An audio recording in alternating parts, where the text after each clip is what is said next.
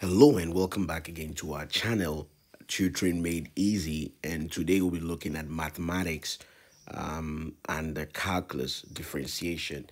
And we'll be focusing on questions and answers. And this is the first part of such a series. If you've been following our channel closely, you realize that we have been doing short video lectures in 1 minute. So every 1 minute, there's a lecture video on the different topics under mathematics. But today, once we've been able to cover some section of the topics under differentiation, we intend to do an entire video, a long video on questions and answers. We know that you as students want to pass your exams, and so we want to dedicate the long videos for questions and answers. So this will be a very go get to video where you can get there and have access to as many questions and answers as possible. So if you are ready to join me, then let's zoom straight right in. So we are going to take a first question. So imagine that we're being asked to evaluate. We are being asked to evaluate the limit, okay, to evaluate the limit of x cubed as x is approaching the number 2. Okay, and if you remember, we said that when you're given to find the limit of a certain function, in this case, this function here is x cubed. Now, wherever we find x, we place in the 2. Wherever we find x, we substitute that to be 2. So what we're going to do is going to be the x, which is the x cubed, is going to change to the x being 2 to the power 3 to the power 3, which gives us 2 times 2 times 2, which gives us 8, which gives us 8. Now, our next question is, if we are also asked to find the limit of the function x plus 2, the limit of the function x plus 2 as x is approaching the number 3, what do we do? Same thing. What we're going to do is we're going to simply have our x, which is 3, being substituted into this x here. So we're going to have x, which is 3 here, or basically our function, our function, which is x plus 2, is going to change into the x here. We're going to put there, 3 plus the 2, and then we end up getting a 5. All right, now we're going to continue with more examples, or with more questions. Imagine we also have another limit. We're being given a limit of a function. This time the function is x squared minus 1, and you can tell that this function is a quadratic. And we are estimating this limit as x approaches -2. Now our function there is x squared minus 1. The x that we need to put in there is pretty much -2. So we have -2 all squared minus 1. And then we're going to have basically -2 times another -2 minus 1. This -2 squared, it means -2 multiplying -2. It is not -2 plus -2. No, we are dealing with a square. So if you have a squared, it's the same as a times a. All right, if you have a to the power 4, it's the same as a times a times a times a. All right, so in that order. So same way here, we have -2 all squared. It's pretty much -2 times -2, which gives us -4. And then we also have our -1 on the side, which ends up giving us -5. So we are pretty much on limits. Now, the next one, let's imagine we're being given to also estimate the limit of a function x squared minus 4x plus 2, and as x is approaching the number 2, we can tell that the function there, our function here, is a quadratic. X squared minus 4x plus 2 is a quadratic, and we're going to put in there, anytime we find an x, we're going to put 2 there. So we're going to have 2 all squared minus 4 into 2 plus 2.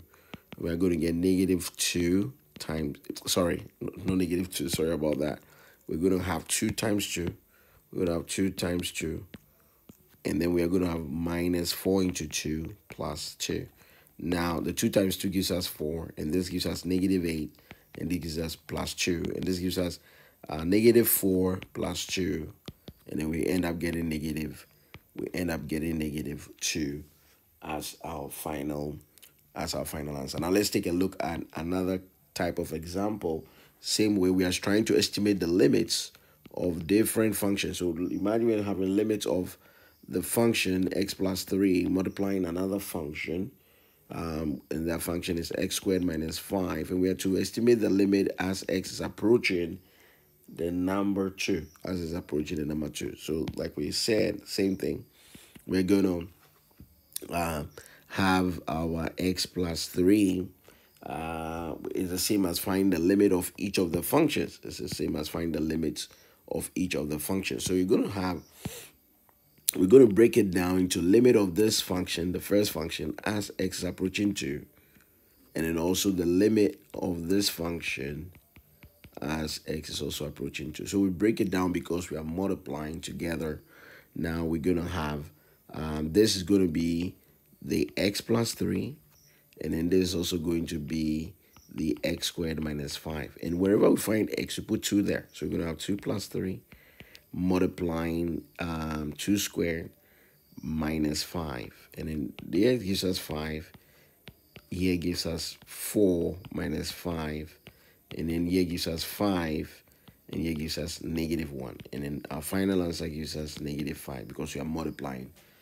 We are multiplying together. Now let's look at a different example here. We're still evaluating limits. Let's imagine we're being told to evaluate the limit of these functions, of this rational function. And what's the rational function? We have x squared in the numerator, x squared minus 1 in the numerator, divided by x plus 1 in the denominator. And then we're saying that we should find the limit of this rational function as x approaches negative 1, as x is approaching negative 1. So what do? We will plug it in first. And when we plug it in and we have a 0 either in the numerator or the denominator, or a 0 in both the numerator and the denominator, it means we have to come back and simplify. And when we simplify before we plug in, so the first thing to do is to plug in x is equal to negative 1 first and see what we get. If we end up getting a 0, it means we need to simplify the entire rational function first before we plug in. So let's see how that goes. So let's do the plug in. So plug in x is equal to negative 1. And when we do that, we are going to get negative 1 squared minus 1 divided by negative 1 plus 1. So in the numerator, we are going to get negative 1 times negative 1 minus 1 all over negative 1 plus 1. And in the numerator, we're going to get 1 minus 1 divided by negative 1 plus 1. The top is 0. The bottom is also 0. So this tells us that we need to simplify the rational function. So let's simplify.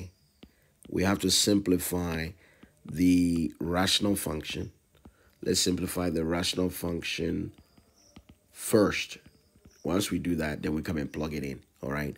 So let's try and do that. So in simplifying the rational function, we have x squared. Let me take a different color. We have x squared minus 1 divided by x plus 1. This is the rational function. Now, if you remember from difference of two squares,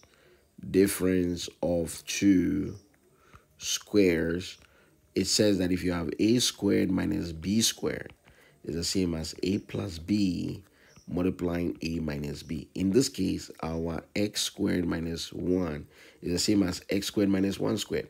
So this could be our A and this our B. So it's A plus B, which is X plus 1, and A minus B, which is the A there, still X, minus the B, which is 1. So so our numerator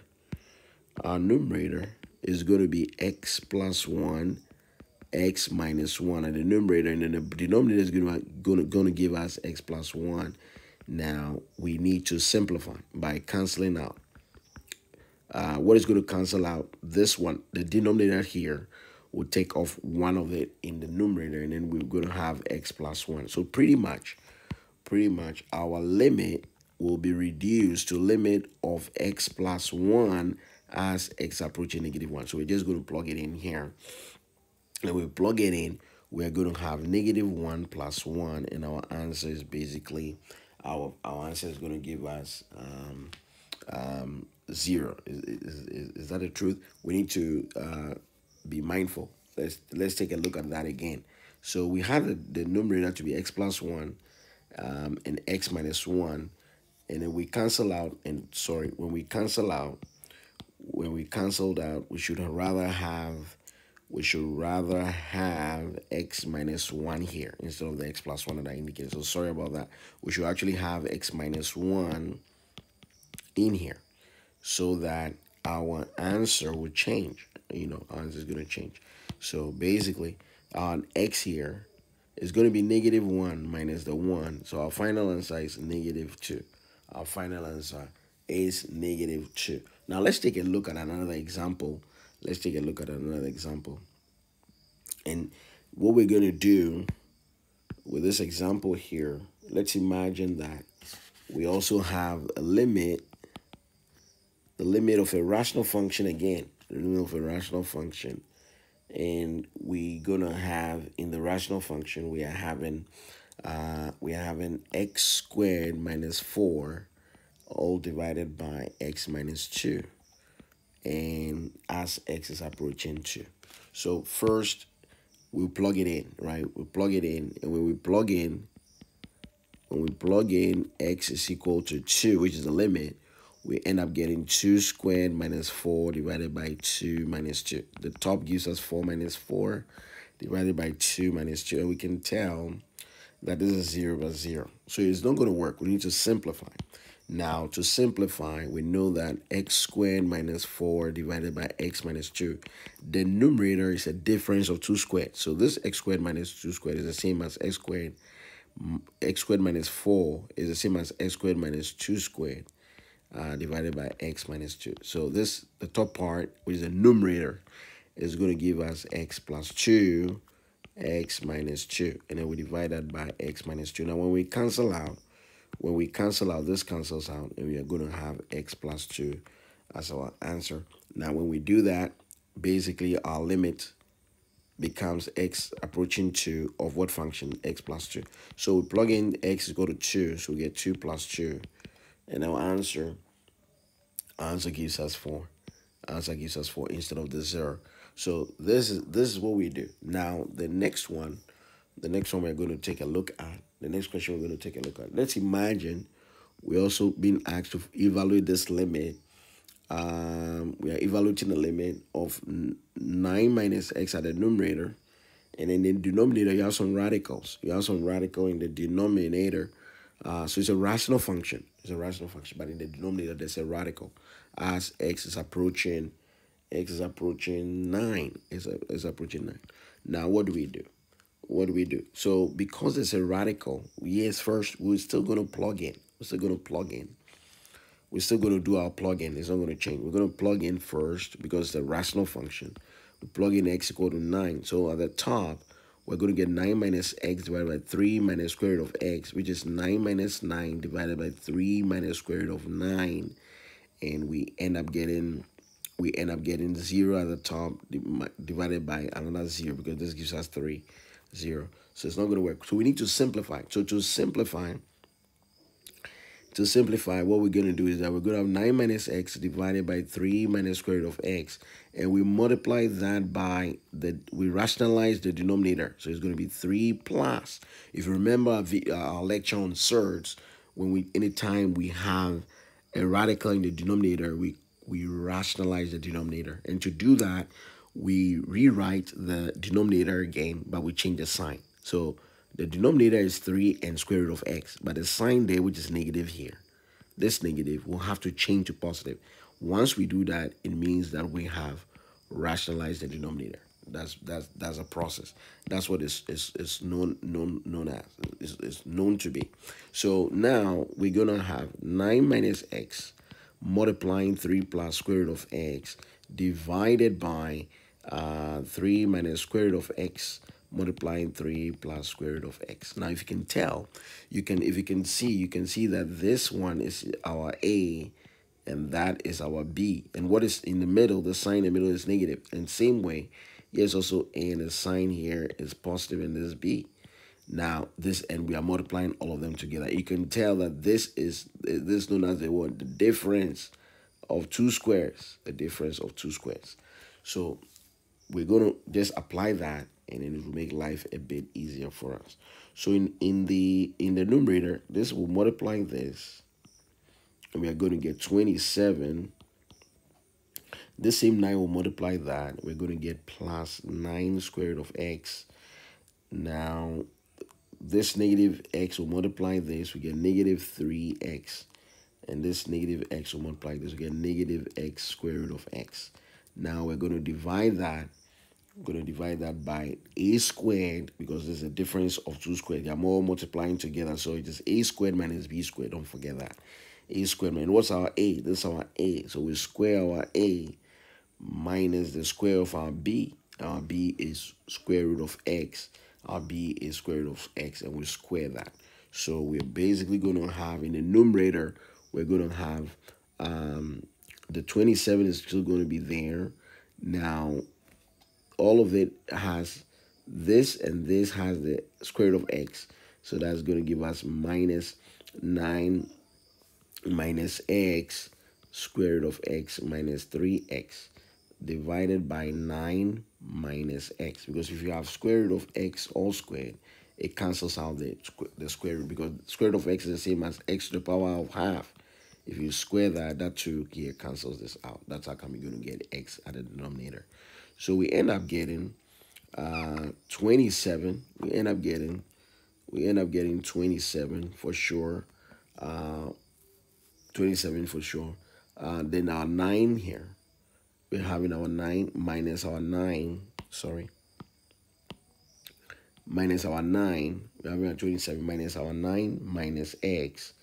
All square root of x minus 3x divided by 9 minus x. Now what this means is that we can now plug in, right? We can now plug in our limit, and our limit there is 9. So once our limit is 9, we plug in, we have 27 minus 9 minus 9 square root of 9 minus 3 multiplying the 9 here divided by 9 minus 9.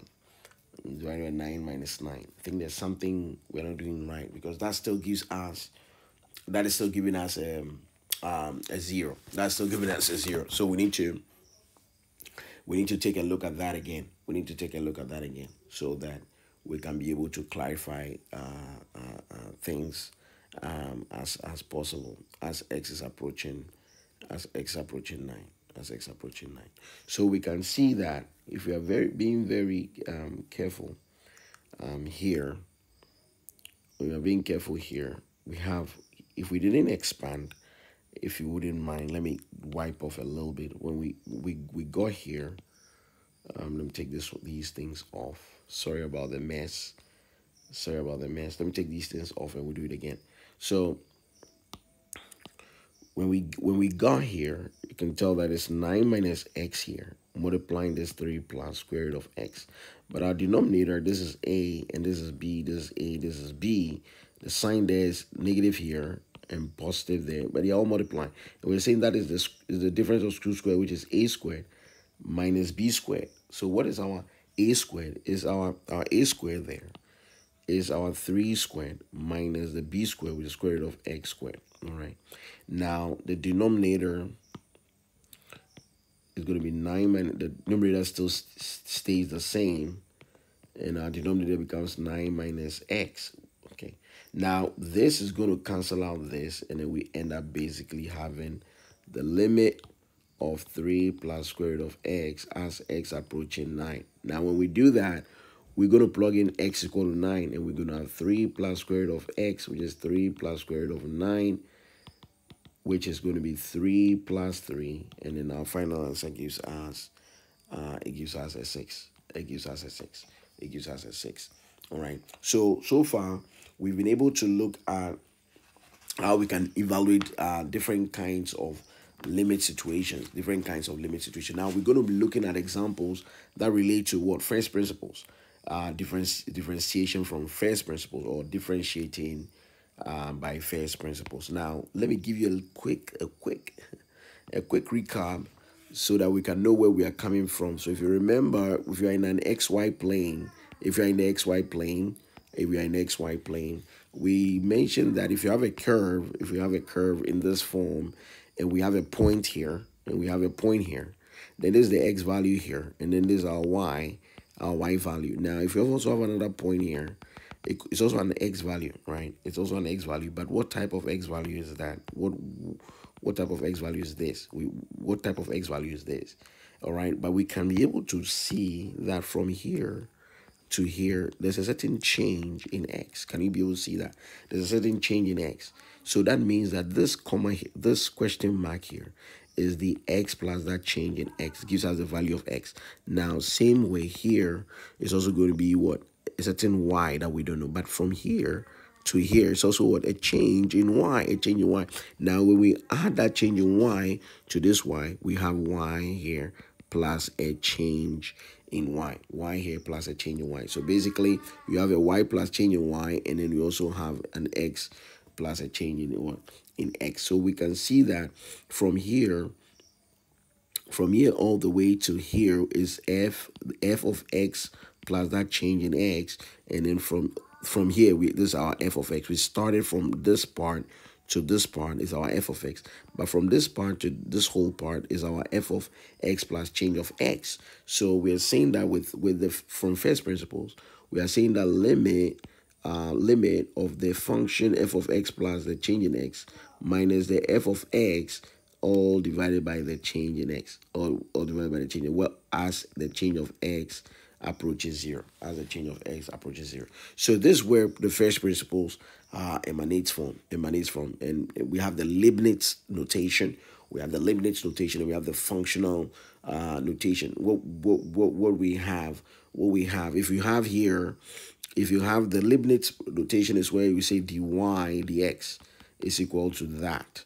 Then that's the Leibniz notation.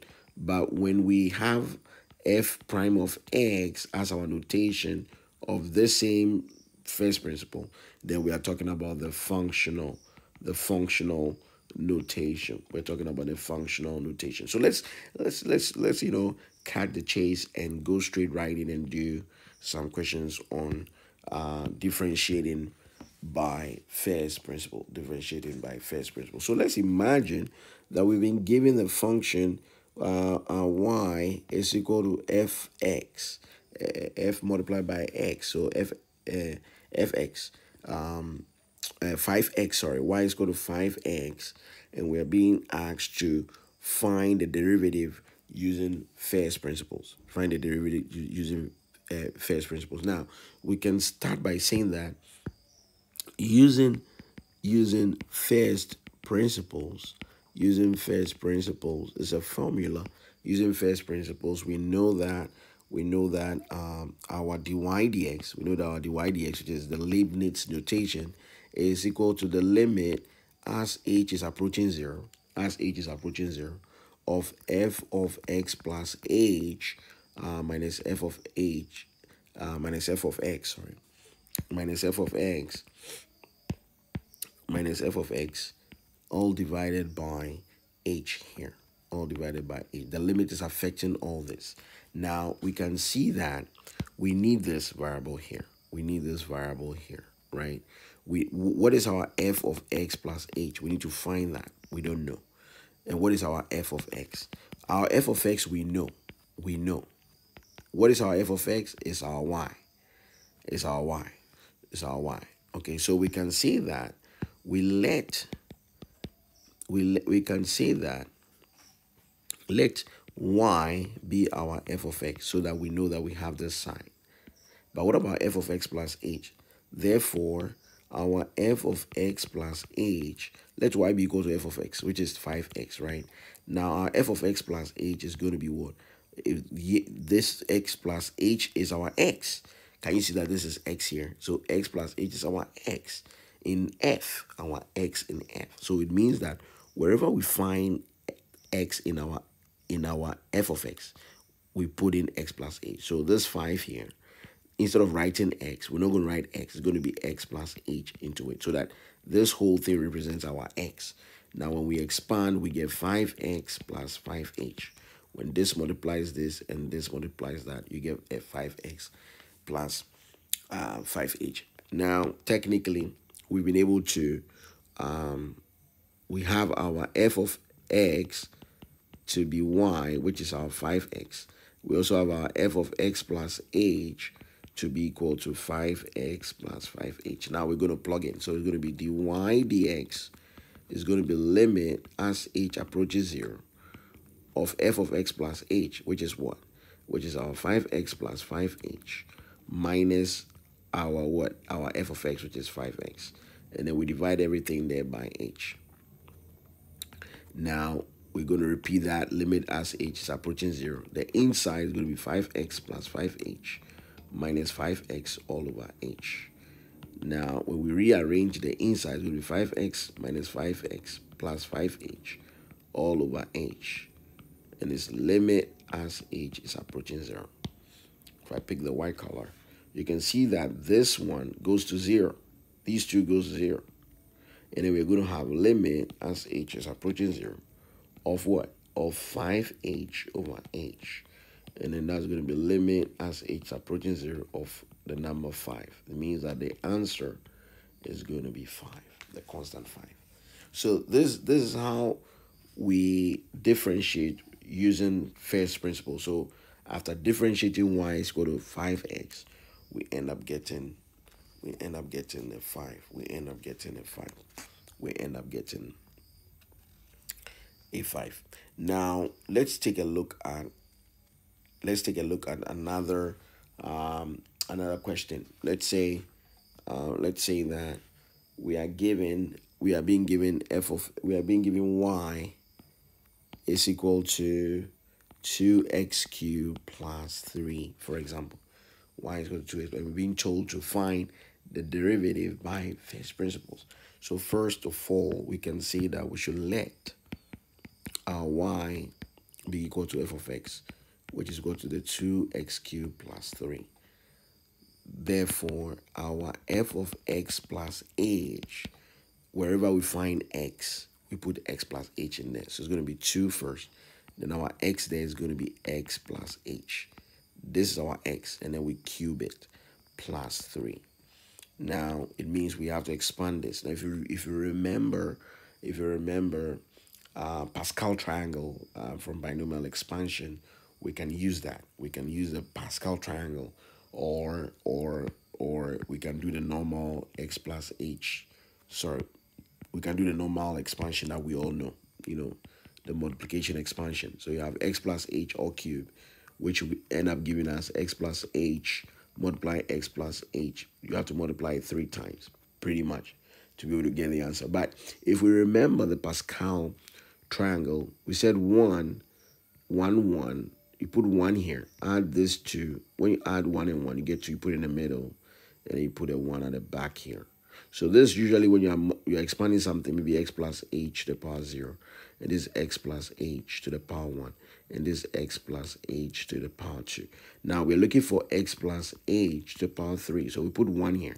This 2, when we add them, we get 3, put in the middle. These 2, when we add, we get 3, put in the middle, and then we put a 1 at the end of it. So these are the coefficients. So don't forget. So it means that when we want to come back in and continue, we're going to have our 2 into a big bracket, Our first coefficient there is 1, but it's going to take on what? A higher x. It's going to take on a higher x. So we're going to multiply by x cubed, and our h there is rather 0. Our h there is rather 0, plus the next coefficient, which is 3, but our x will reduce. Our x is going to decrease from 3 to 2, and our h is going to increase from 0 to 1. The next coefficient is 3, so we're going to put your 3 there. Our x is also going to reduce from 2 to 1, and our h goes up to from 1 to 2. And our last coefficient is plus 1, and then our x goes to 0, our h goes to 3. You close that parentheses, and then you end up having plus the 3. Don't forget this 3 here. Now, this 2 is going to be there, but in the parentheses, you can tell that 1 multiplied by x cubed is x cubed, and h to the power 0 is 1. So this is going to be x cubed here, plus 3x squared h, plus 3xh squared, plus x to the power 0 is 1, plus h cubed, plus 3, like this, in that order. Now, we've been able to find our f of x plus h. Can you be able to see that? So now we can be able to put it into our formula. But before we do that, let's expand. It's going to be 2x cubed plus 6x squared h plus 6xh squared plus 2h cubed plus 3. So we're going to have limit as x is approaching, our limit as h is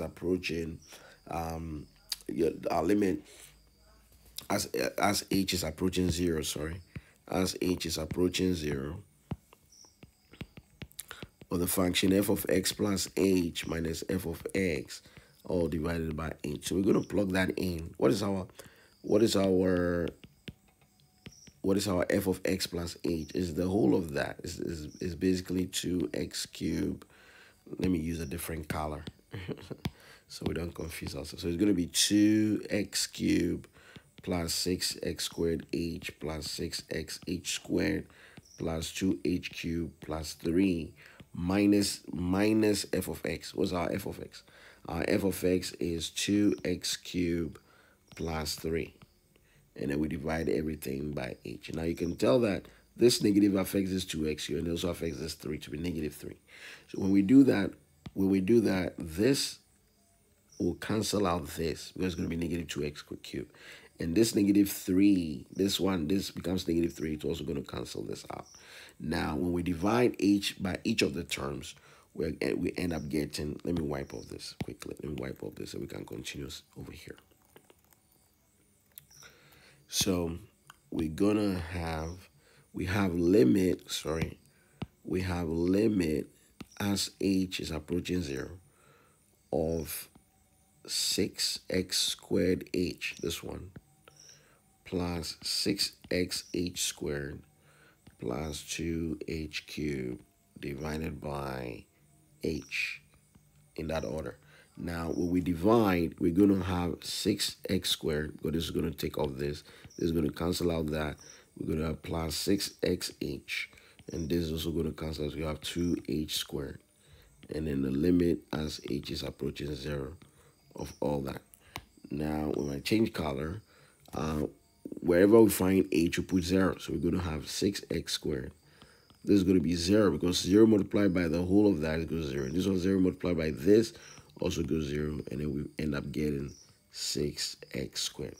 So basically, this is the way in solving differentiation by first principles. Differentiation by first principle. Now, remember, in one of our videos, we tried looking at limits and continuity, and we also looked at what we call two-sided limits, one-sided limit and two-sided limit. If you remember, we said that a limit exists if the right-hand limit and the left-hand limit are the same. Once they are equal, then the limit exists. On the other hand, if the left-hand limit and the right-hand limit are not equal, it means the limit doesn't exist. So let's take a look at some graphs. Let's take a look quickly. Let's take a look at some graphs and how that helps in clarifying some of the statement that I've made already. So we are saying that if you have a left hand limit, which is a one-sided limit, so we have what we call the left hand limit, which is a one-sided limit. And we said that if you have the limit of a function f of x as x is approaching a from the left to the left, and we are saying that if you also have a right hand limit, we have a right hand limit, which is also one-sided, a one-sided limit. And we said that we have a limit of that same function f of x, and it's approaching from the right. If they are equal, if they are equal, then the limit exists. Then the limit, what's the limit? Then the limit of f of x as x approaching a exists. It exists. But if they're unequal, it doesn't exist. So let's take a look at some graphs, and then we can be able to support that with the things that we are establishing here. So now let's take a look at an xy plane. Let's take a look at an xy plane. Sorry about that. My drawing is something else. So let's take a look at some xy plane. All right. Let's say this is our x, and then this is our y. Now, let's say this is 1, this is 2, and this is 3. Let's say this is -1. There's also 1, this is 2, and this is 3. Now, let me use a different color. Okay, this negative. Okay, so now the first function is approaching from here all the way here. So there's a hole here.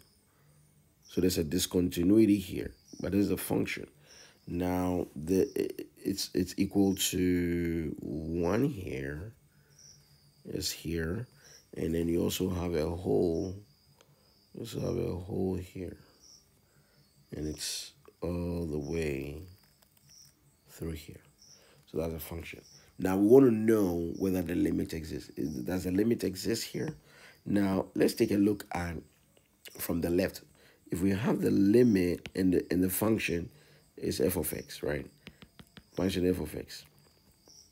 The function is f of x. At what? This place. Now, this is a critical number here. This number here. We can see that as x approaching 3 from the left right here. As approaching from the left right here. No matter how large the numbers are, as you keep coming and coming, you realize that at that point, there's a discontinuity. And at f of 3. Our answer there is actually 1.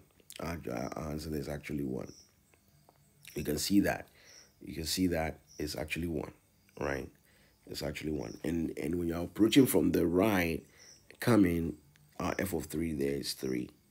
Our f of 3 there, our f of 3 is 3, right?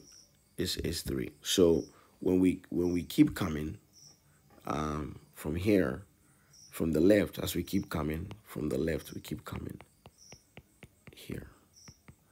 Our f of 3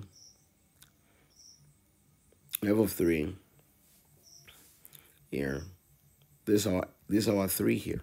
As x approaching this number here, we get it's at this value here. It's at this value here. It becomes -1. It's at -1. It's at -1. Now, if the limit of f of x as x is approaching 3 from the right here, as we keep coming from here, this is 3. This number, when you're coming from the right, this is the function you see. When you're coming from this number, from the right, as you keep coming from the right and approaching this number, x is equal to 3, this number here, you keep coming. The function f of 3 is the number 3 here. You can tell. The number 3 there. Function f of 3 gives us, when x is 3, f of 3 is 3. Here, let me rewrite this again. Here, when you have the f of 3, again, so coming from the left, the function at f of 3 when x is 3, as you keep coming, you see that the value there is -1.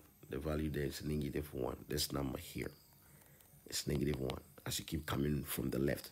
So this from the left and this from the right. As you keep coming from the right, the number there is 3. Now, because these two numbers are not the same, they're not the same, it means that the limit doesn't exist. The limit does not exist, because the one-sided limit, both the left and the right side of the one-sided limit are not equal. So then, therefore, the limit doesn't exist. So we're going to end here. The next time we come up with another long video on differentiation, it might cover things on the rules of differentiation.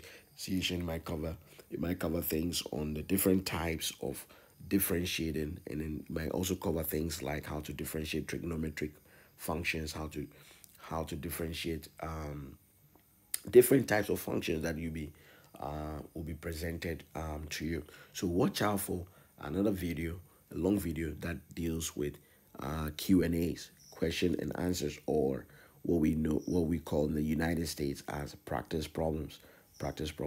I'll come to you another time, and please subscribe. All right. Thank you and take care. Bye.